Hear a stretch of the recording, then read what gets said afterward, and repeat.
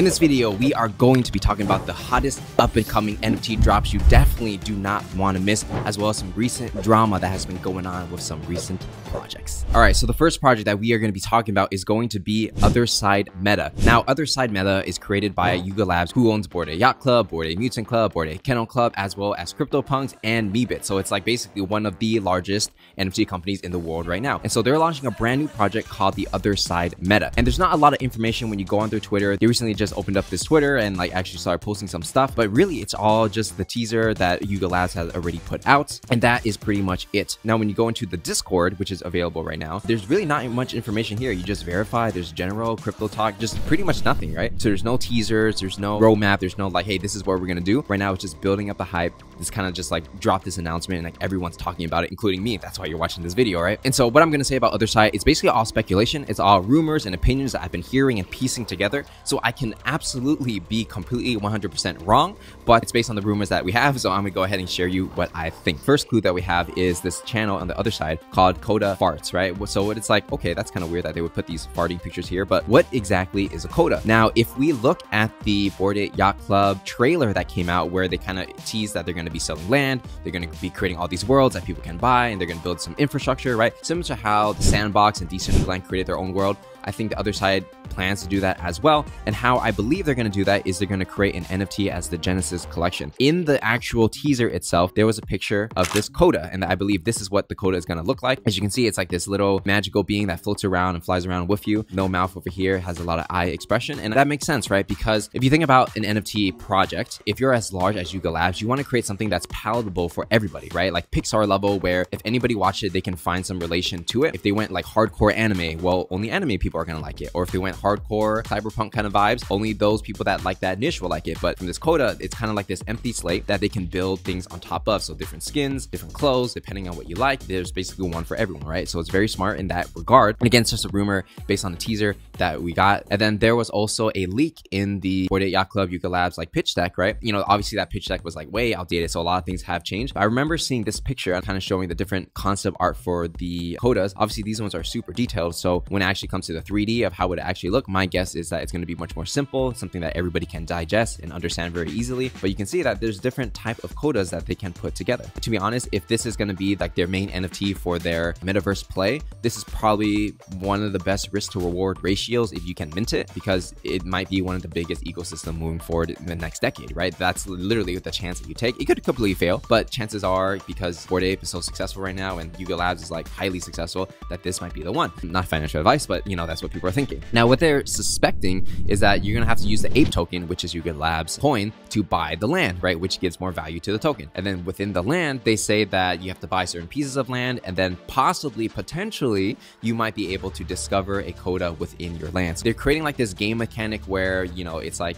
a game within a game. You have to figure out like what's the best way to actually get a coda if you want it. There's no official news out on exactly if that's true or not. It's just the rumors. Maybe you can just mint a coda. Maybe that would make it easier. But if they make a game out of it and everybody buys this land, and basically it just builds that hype and more people start talking about it, just like I am now. And so one sentiment that I'm thinking about is, you know, when we looked at Moonbirds, for example, you know, people say like right now we're kind of in a bearish period, right? But if we're in bearish periods, why is a project like Moonbirds just shooting to the moon? And I'm kind of comparing that to make a comparison onto Otherside. So if you look at the Moonbirds floor right now, it's going to be 36 Ethereum, which is absolutely crazy for a 2.5 ETH mint. And obviously it's because Kevin Rose and his partners and business partners who are doing this, they kind of built credibility for a long time doing the podcast and things like that. And they have a VC firm backing them up as well. And a lot of people believe, right? A lot of people believe that they will actually deliver on whatever it is that they promise, and a lot of money coming in. Like I said before in my previous video, a lot of new money and people who are skeptical about NFTs, that kind of money are moving into Moonbirds because they feel very confident that this is a secure investment. Obviously, all NFTs are like super risky, right? But there's a lot more belief in that because of the team and the branding and how they positioned everything. If we look at a project like Otherside Meta, well, it's similar story where people are going to think, okay, Bored Ape Yacht Club is a huge mainstream success. Mutant Apes are blowing up over 30 Ethereum floor. They got the Bored Ape Kennel Club, which is also like an 8 to 10 ETH floor, I believe, at the time of this recording. And then they got the ape token, which is going crazy. And they're going to sell land, which is probably gonna go crazy, and then they're gonna release the codas, which is gonna go crazy, right? And so when projects have a track record of like past success, it makes the average person who like has no idea about NFTs interested and like, okay, like if I'm gonna buy an NFT, I might as well buy the best of the best. And because I already missed out on Bored Ape Yacht Club, let me go ahead and get this coda thing from other side meta because I want to ride that next train to, you know, 10x, 100x or whatever, right? And that's literally what I feel people are thinking. And so because of that sentiment, enough people believe in something, it becomes real. It's a similar concept to why do people believe in Ethereum and Bitcoin in the very beginning. In the beginning, it's like this thing has no value at all. It's just that enough people believe and value it that it creates value. So with NFTs, it's the same kind of psychology. It may not be the most logical. It may even be emotional. It might be even people gambling and they're trying to win a lottery ticket, but those kind of human behaviors can create something from nothing. And I believe that this will probably happen again. It's definitely something that you want to research more, see is something that's okay with you, because I feel like the risk to reward ratio, if you can mint, not saying buying on secondary necessarily, I'm saying if you can mint, then it's probably pretty good. Now, the next project we're going to be talking about is Karafuru 3D. Now, we touched on this before, but they recently dropped some more teasers, so I kind of want to share that with you guys real quick. So as you can see, they got different clothes. They got the Jordan looking things over here. It's not an official Jordan, but, you know, it has a silhouette. You know, it's streetwear clothes, obviously Hypebeast and Atmos collaboration. They got the zombie skins, nice eyes over here. We see some other combinations where they got different hair, similar character style over here. So obviously they're probably using the ones that are most like human looking, most attractive, and not like, you know, football head shaped Karafuru, but they're using like the more normal ones. So I get that. They got the robot skin as well. Obviously they're hitting like that idea of like having zombies and aliens. I'm not sure if they're gonna have aliens, but they have robots, similar to how like CryptoPunks have like the zombies and the apes and stuff. So I think a lot of collectors are gonna want to have the, you know, special ones. It's definitely something you want to keep on your radar. And if you didn't know, we're gonna be giving away a Karafuru 3D whitelist on the Parallax Discord. And to actually enter that whitelist, you have to become a pioneer. So if you want to become a pioneer, join the Discord, ask around, figure out how it works to get to that level. And by the way, you know, on our Discord, every week we've been doing live AMAs to talk about NFTs. We've been bringing on special guests. And even in the last AMA, we actually had 170 people come in live, just listening to, you know, what's been going on in the market and what's been going on with the Parallax NFT, which I haven't really officially announced yet, but within my Discord, I've been telling all the people who are actually passionate about the community exactly what's been going on. So if you want the inside information, make sure to join our Discord. And at the end of every AMA, we always do like a freestyle rap. People perform. Last time we had Double Q, which is a pretty talented musician, perform a song for us. So, you know, a lot of things going on. So if you like to rap, you like to have fun, you like music, you like NFTs, join the Parallax Discord because it is free for now. So the next project we are going to be talking about is going to be Artifact Monolith. Now, the Artifact Monolith basically was this like box, and nobody really knew what it was. It was just speculation, and it might have been even months after they airdropped it to all the CloneX holders. Everyone's like, what is this going to be? And they've been saying like, oh, this is going to be so revolutionary. It's going to be different. And so now the time has come to analyze if their words hold true. So if you go on Opensea, you can buy Artifact Monolith for about 11 Ethereum, right? And just to be clear, before when it was just a box and nobody knew what it was like around 5 or 6 ETH. So the price shot up to 10 to 11 Ethereum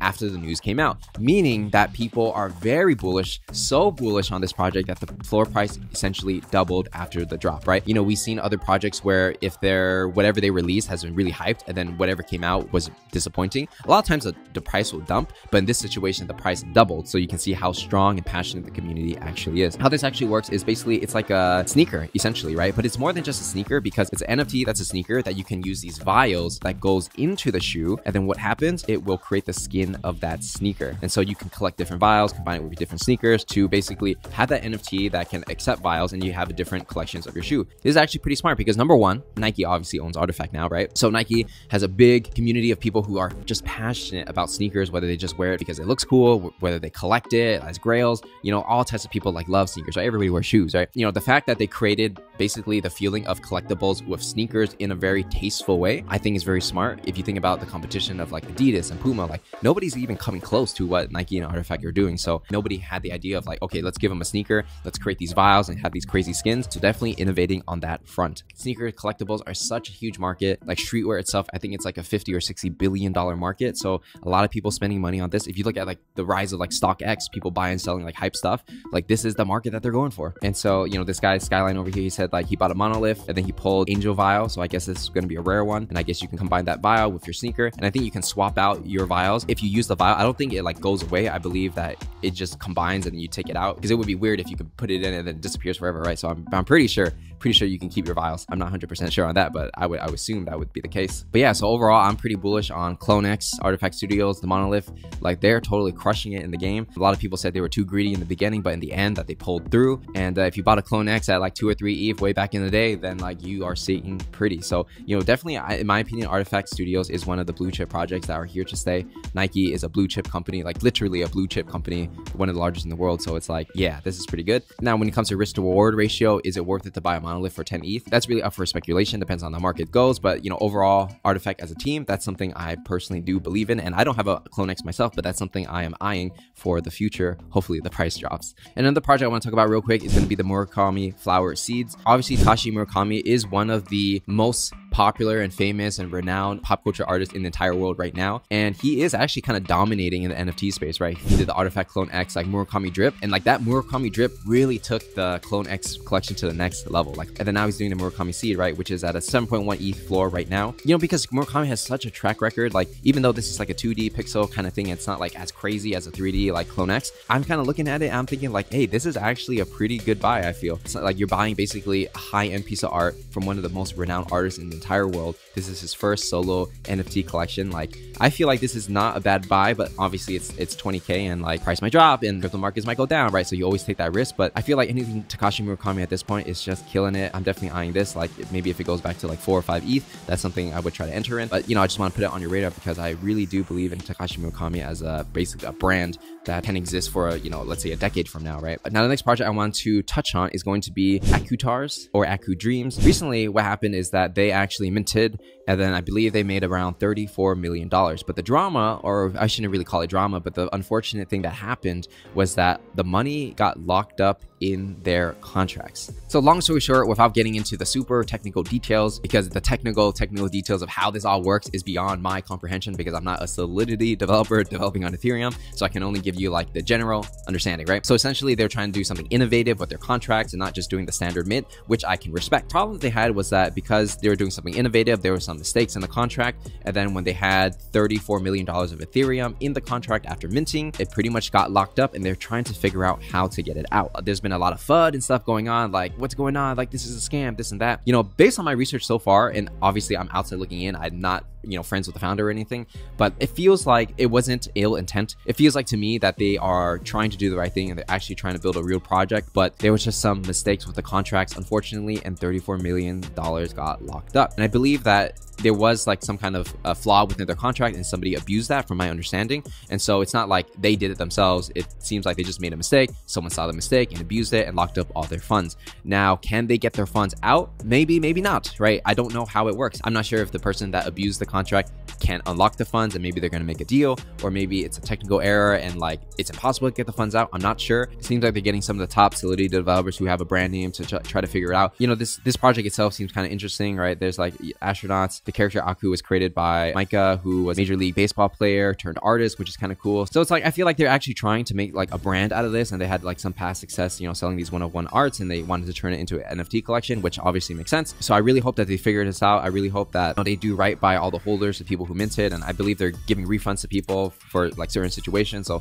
obviously that's good, but it is a rocky start for a project. It's hard. It's a little difficult to recover, but I'm rooting for them. Hope they figure it out. Hope they get the money back. In times like these, what I've realized is that moving forward, there's going to be a lot of projects. Some of them have ill intent and they don't mean to do the right thing, so like forget them. But I'm talking about the people that actually want to build a real company, a real project, and do right by their holders. Sometimes there's things where, you know, things just mess up. You just don't know. You thought you audited the contract, but things messed up, right? And so, you know, if you're watching this and you're, you know, part of the Parallax community, I would just recommend that anytime somebody goes through hardship, try not to assume the worst. Try to understand if they are doing the right thing. Try not to spread FUD for no reason, but seek to understand first and see, you know, what the solution can be. And if you can help out in any way, that's the way to do it. But if they're just complete scammers, completely different, you know, you don't have to, you know, forget those guys. But if people are trying to do the right thing, I think, you know, you don't want to kick someone when they're down already. So let's try to uplift these guys. Don't be spreading like negative news for no reason. Like, I think they're really trying. So definitely something to look out for. You know, I think the Parallax, us as a community, should be, you know, create a vibe where we uplift people even when they're down, right? And so with that said, that's everything that we got to cover for this video. If you enjoyed it, make sure to follow me on Twitter, join our Discord where we're going to give some crazy whitelist giveaways, and I will see you guys in the next one.